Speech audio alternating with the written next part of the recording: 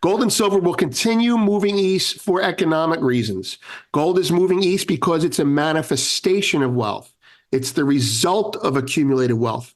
Silver will move east because it is a manifestation of added value in industry and wealth.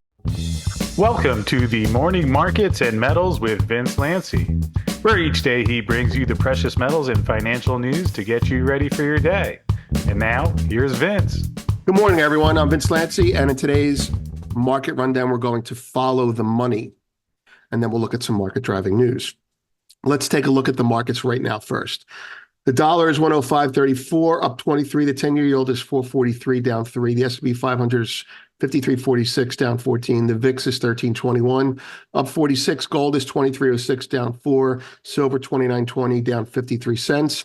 Copper 4.42, down 10 cents. That's bigger than what silver is down. WTI is down 59 cents, 77.81, giving back after a huge up day yesterday. Natural gas continues to rally, 292, up 9 cents. There'll probably be some selling around here right now. Bitcoin, 66,889, can't get out of its own way, down 3.75%. Ethereum, 35.32, tracking Bitcoin, down 132 points. Palladium and platinum are both down. Palladium is down 14 at 894. Platinum is down 10 and change at 957. Grains are mixed. Soybean is down 3 cents at 1179. Corn is up 1.5 cents at 446, and wheat is 622, up 3.5 cents. The markets may or may not make sense to you and their behavior. You had a big move yesterday in oil, so expect some profit taking. You had a big move yesterday in silver. Expect some profit taking, but you don't expect that much, right? Gold is down $3. That's neither here nor there. Stocks really don't matter because they're manipulated. And the summary is this: copper's down more than silver. That's interesting.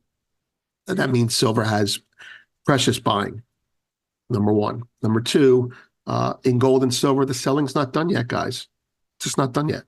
Okay. We're going to, be volatile and choppy, and you just want it to hold its area. And God willing, we will. Okay. Follow the money.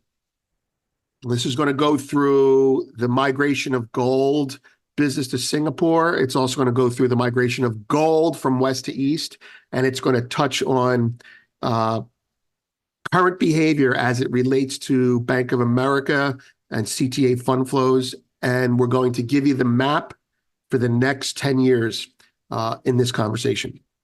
Okay, so follow the money. About the epicenter of gold in the Far East now. This is being brought up by the mainstream media. They're about 10 years late on this statement. This process has been going on since 2014, when China stepped up on its gold and oil exchanges, when Western banks started building vaults in Singapore, when demand started increasing post-2008, the great financial crisis. That's when it started. Now, I'm going to show you some pictures. Here we go. In 2010, JP Morgan built a vault in Singapore. Okay, they were first. Deutsche Bank opened a Singapore Gold Vault, 2013. ANZ opens a gold vault in Singapore as demand expands, 2013. UBS is key, 2013. Okay, this has been going on for years. Now, if you feel bummed about this, please don't. Don't. You are the first to know.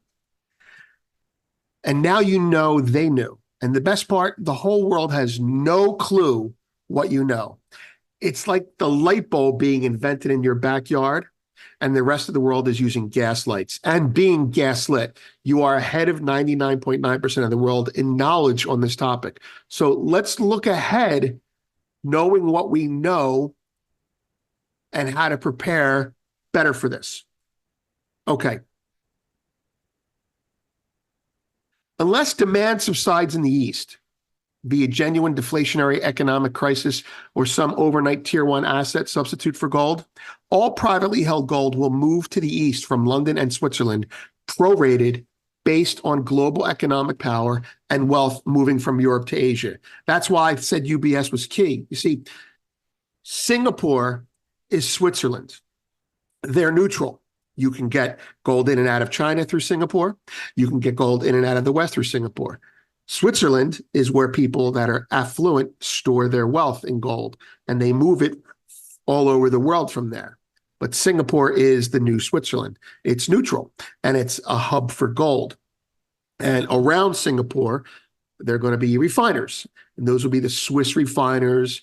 Over there, it'll be in Saudi Arabia. It'll be in wherever they are, right? In China, Saudi Arabians have refiners, and they're going to be building more of them. So the whole supply chain is moving there, right? And that's why the pricing is moving there, because the business is moving there. Okay, so here's a comprehensive podcast describing the dynamics of the topic, but let's go through the next 10 years, okay? Well, how will the next 10 years play out?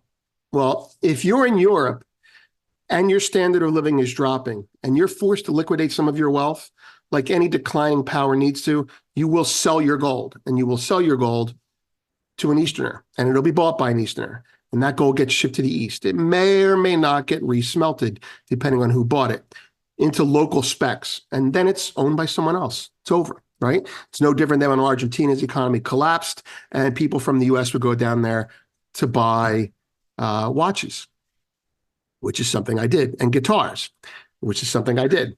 So if you happen to be a wealthy Westerner with your gold, let's say in Switzerland, who doesn't have to sell, and you get a return on it by leasing it out through your UBS banker in Switzerland, and you find that you can no longer do that because all the demand for gold is in Asia, and only the locally held gold gets leased out quickly, it's kind of like it's closest to the demand, you will move your gold to Singapore so that you can lease it out to the Eastern demand and continue getting a return on it.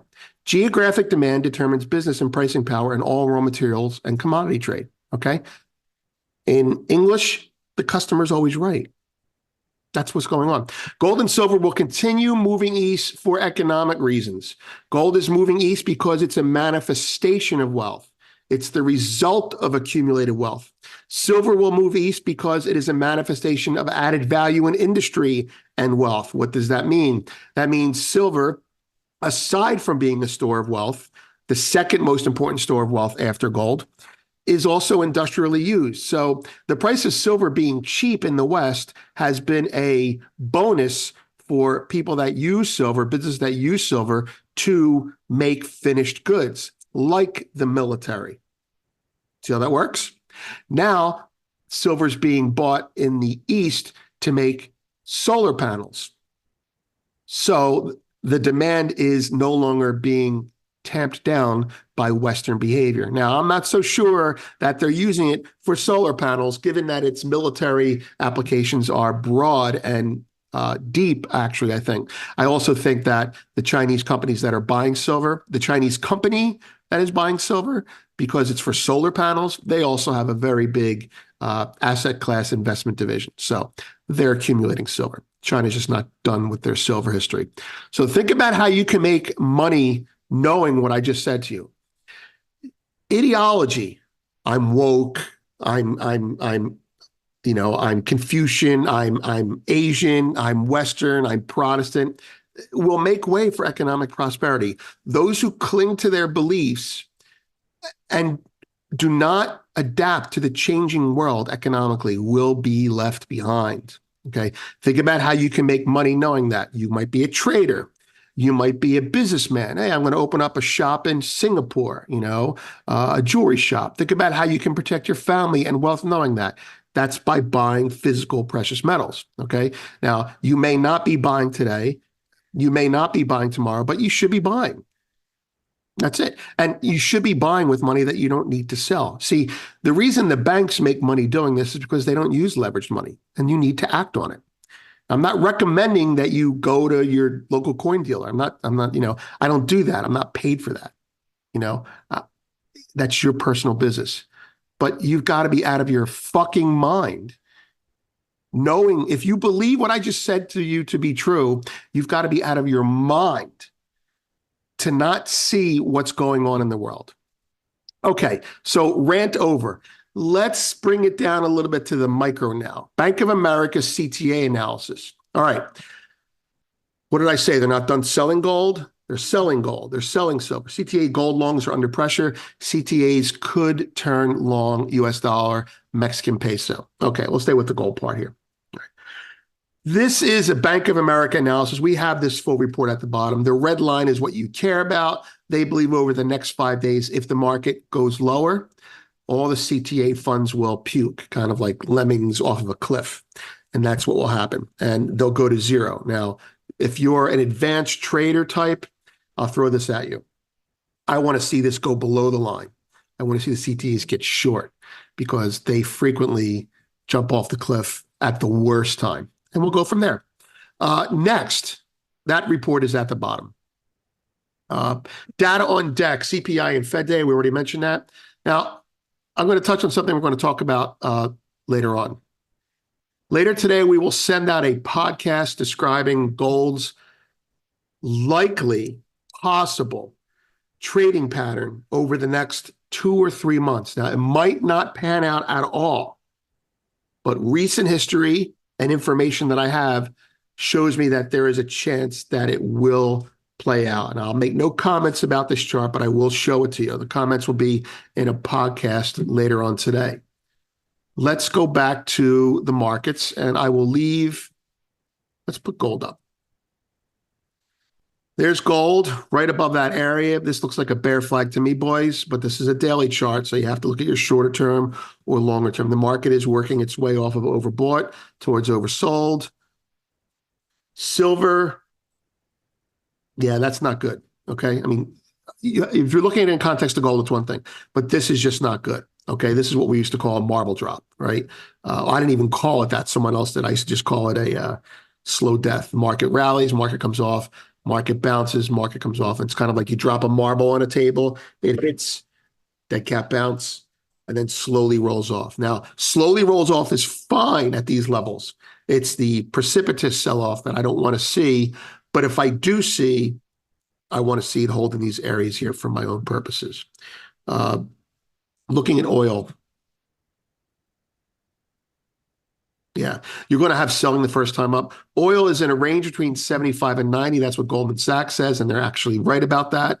As gold drops or goes sideways, you might see oil creep up. Again, I do believe that oil is being bought now because guys like Michael Hartnett have noted that it's cheap relative, and as a geopolitical stressor, it's certainly something to own.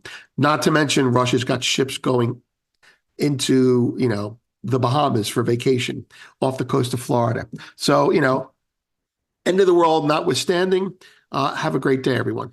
I'm Vince. Well, thanks for tuning into today's Markets and Metals with Vince Lanci.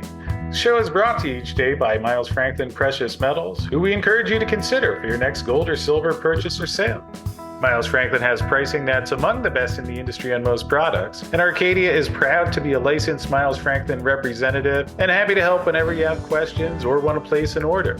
Where this week's silver special is 1 ounce silver Britannias for only $3.15 over spot. Silver Britannia is the sovereign coin from the Royal Mint in England and has the added advantage of being IRA eligible. Place an order, get more information, or speak with me directly. Call us at 833-326-4653, and we'll be happy to help you get whatever you need. So thanks for watching, and we look forward to hearing from you. Please note that this video is not intended as legal licensed financial trading advice and is to be used for informational purposes only. Please contact your financial advisor before making any decisions, and thanks for watching.